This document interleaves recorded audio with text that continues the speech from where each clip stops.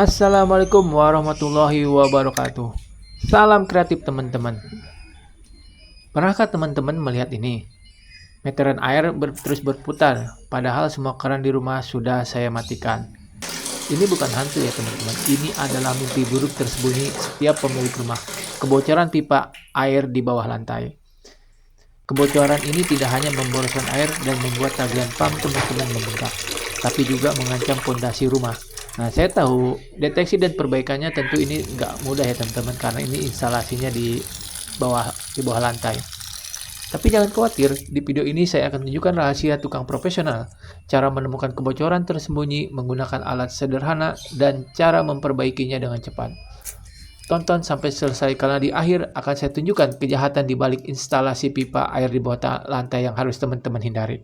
Langkah yang pertama adalah kita diagnosis dulu ya teman-teman. Karena meteran airnya terus berjalan, kita yakin kebocoran ini ada di jalur pipa utama di dalam rumah. Di sini saya mulai pengecekan di kamar mandi. Kenapa? Karena kamar mandi ini area basah adalah tempat yang paling sering terjadinya kebocoran. Nah, saya menggunakan alat sederhana di sini ya. Ini bisa teman-teman bisa beli di online banyak ya. Ini jadi kita mendeteksinya dengan cara mendengarkan ya. Di sini ada headsetnya, kita pakai, kita mendengarkan sini. Ini kita cari ya, kita tempelkan ke dinding, ataupun ke lantai ya, di tempat-tempat instalasi ini. Bagusnya sih kita tahu jalur instalasinya teman-teman. Jadi itu akan lebih mudah, lebih gampang. Kita tidak terkecoh ke sana kemari. Nah, susahnya itu kalau kita tidak tahu instalasinya di sebelah mana, itu akan susah ya teman-teman ya. Kita dengarkan ya teman-teman. Di sini terdengar suara ces atau hissing sound yang sangat halus ya. Jadi seperti udara keluar. Nah, ini kemungkinan besarnya kebocorannya ada di bawah sini ya, ada di area lantai keramik ini. Ini hanya perkiraan aja karena kan saya sendiri nggak tahu jalur instalasinya itu di mana, nggak tahu. Jadi tapi di sini ada kedengaran seperti udara yang keluar.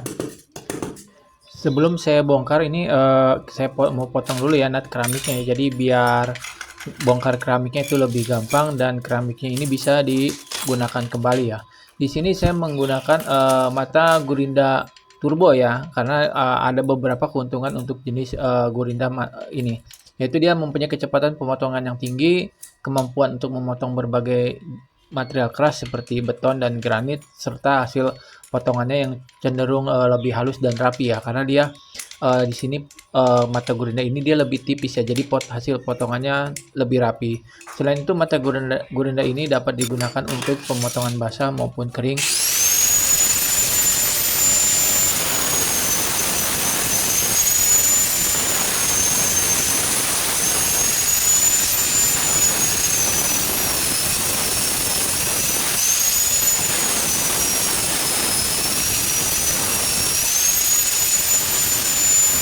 Ini adalah salah satu kelemahan instalasi air di bawah lantai ya, itu sulit dideteksi. Tidak seperti pipa di atas plafon yang kalau bocor itu langsung menetes ke bawah. Nah, kebocoran kalau di instalasi di atas itu kita langsung ketahuan di sebelah mana, dan cara mengatasinya pun gampang. Kita hanya membongkar plafon ya, tidak seperti kebocoran di bawah lantai. Nah, kalau jalur pipa di bawah lantai itu air bocor itu merembes ke dalam tanah. Jadi kita nggak tahu bocornya itu di mana gitu ya. Belum lagi kita mendeteksinya agak-agak sulit karena kita tidak apalagi kalau kita tidak tahu jalur pipanya. Setelah nut keramiknya kita potong, nah ini keramiknya kita bisa congkel ya teman-teman ya. Untuk mencongkelnya kita bisa menggunakan pahat yang tipis. Karena saya nggak ada ya, nggak punya, ini saya pertama pakai scrap ya, tapi karena agak-agak susah ya saya pakai golok aja ini. Nah kebetulan saya punya golok yang nggak ada gagangnya, jadi saya bisa pakai buat congkel seperti ini ya. Kita congkel aja seperti ini keramiknya teman-temannya, nanti dia akan terangkat. Nah, ini kita sudah angkat keramiknya. Nah kalau sudah diangkat ini baru saya gunakan pahat untuk membongkar plesteran bawahnya ya. Di sini kita bongkar seperti ini. Nah ini langsung aja bros begini nih bagian tanahnya ini. Kayaknya memang bocor di bawah sini ya teman-teman ya. Jadi dia urukan tanahnya terguras gitu seperti ini. Nah ini kan udah kelihatan banget ini growok begini ini. Ini seperti memang bocornya di sini ini. Tapi belum ketemu pipanya ya di sebelah mana ya. Karena memang saya juga nggak tahu di sana. Nah, ini udah kelihatan pipanya ya teman-teman ya. Ini juga mulai kedengeran nih suara airnya nih. Ini memang kayaknya bocornya di sini ya teman-teman. Jadi kita harus bongkar. Cuman dalam bongkar itu hati-hati jangan sampai kena pipanya, nanti malah pipanya tambah nambah bocornya teman-teman. Nah, ini kelihatan nih. Wah, ini airnya lumayan besar begini ya. Wah, ini kalau seperti ini tentu aja ini bikin tagihan air jadi jebol ya teman-teman ya, karena ini kencang banget ini. Nah, untuk lebih mudahnya keramik yang satu lagi saya copot lagi teman-temannya, terus kemudian saya bongkar lagi seperti ini biar biar lebih gampang gitu ya. Nanti kita memperbaikinya dan pipa yang bocornya pun lebih terlihat.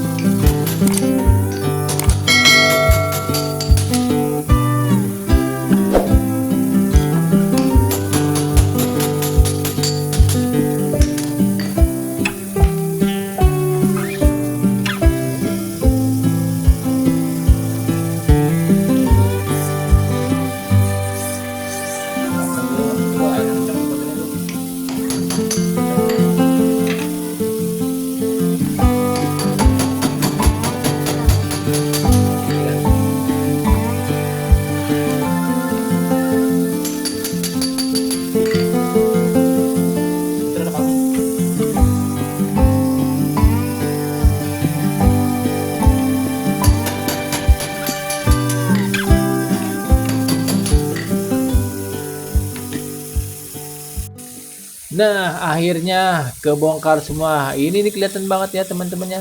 Jadi ini nih bocor di sini. Ini di sambungan kenik T-nya yang bocor seperti ini. Ini biasanya terjadi karena proses pemasangan atau pengelemannya kurang baik ya teman-teman, atau juga karena tekanan air yang besar, akhirnya dia tidak mampu.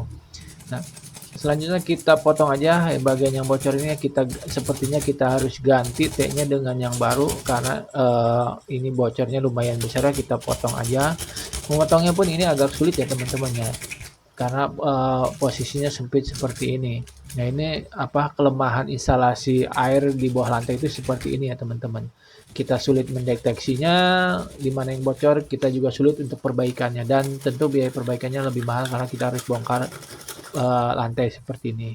Jadi untuk baiknya untuk instalasi air itu lebih baik di atas plafon ya teman-teman. Setelah saya potong, ini akan saya ganti keniknya, cuman karena ini kurang panjang ya, berarti saya harus tambahin sok untuk menyambung ke pipa yang bocor tersebut. Ini saya tambahkan pipanya, kita potong dulu. Ini setelah diukur kemudian saya potong seperti ini ya teman-teman ya.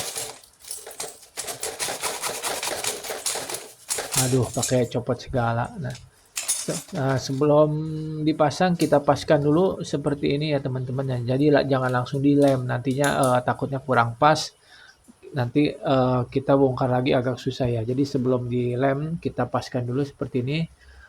Setelah kira-kira udah pas, kemudian kita oleskan lem ya. Jadi untuk mengoleskan lemnya ini betul-betul harus merata ya teman-teman ya. Nah, di bagian shocknya ini harus kita oleskan lem dengan merata bagian-bagian dalamnya, seluruh bagian ya. Jadi harus kita lem, begitupun dengan pipa yang akan kita sambungnya. Jadi benar-benar rapat, benar-benar tidak ada udara, tidak ada rongga udara. Nah, setelah kita masukkan, kita tekan-tekan ya, atau kita perlu getok-getok seperti ini. Jadi biar betul-betul rapat, biar betul-betul kuat. Jadi tidak hanya menempel, jadi dia betul-betul mengunci ya teman-teman ya. Karena ini jangan sampai bocor lagi. Kalau bocor lagi ini akan susah lagi ya nanti betulinnya. Nah, jadi yang bagian bawahnya kita berikan lem juga. Nah, sebelum kita kasih lem ini karena berlumpur ya teman-teman, ini harus benar-benar bersih, harus benar-benar kering. Jadi sebelum kita kasih lem kita keringkan dulu dengan lap, kemudian kita kasih lem di semua bagian dengan merata.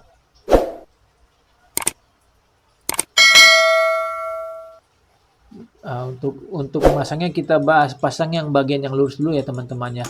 Ini kemudian saya getok-getok seperti ini biar betul-betul mengunci, biar kencang ya, biar dia kencang. Jadi enggak apa namanya, tidak ada peluang untuk bocor kembali. Nah, kemudian yang bagian satu lagi pun setelah saya beri lem dan kemudian dimasukkan seperti ini ya. Ini emang agak susah ini kalau seperti ini ya, terutama kalau bocor ya. Kalau pemasangan baru mah lebih mudah. Nah, setelah terpasang seperti ini bagian yang sisi sini pipanya saya ganjel dengan batu ya. Jadi apa ya, dia posisinya lebih stabil gitu ya. Setelah dipasang ini jangan kita tutup dulu ya teman-teman. Jadi kita biarkan dulu mengering, betul-betul mengering pipanya. Jadi airnya jangan dulu dipakai. Setelah kering baru kita tes apakah masih ada yang bocor atau tidak. Kalau misalkan setelah dites, ini saya nyalain dulu kerannya ya. Ini saya tes, nah ternyata ini sudah tidak ada yang bocor lagi. Kalau sudah tidak ada yang bocor lagi, baru ini kita bisa tutup lantainya. Kemudian untuk menutupnya ini saya gunakan pasir ya. Pasir saya apa namanya? Saya tekan seperti ini. Jadi kita masukkan pasir ya karena ini kan bekasan gorokannya ini tinggal tanah ya. Ini kita harus betul-betul padat ya. Harus kita betul-betul padat biar apa namanya pipanya juga nanti stabil. Jadi karena kan dia apa namanya terkunci oleh pasir juga ya biar padat. Nah, setelah ditutup dengan pasir, kemudian saya kasih plesteran ya teman-teman ya, sama aja seperti kita masang keramik ya.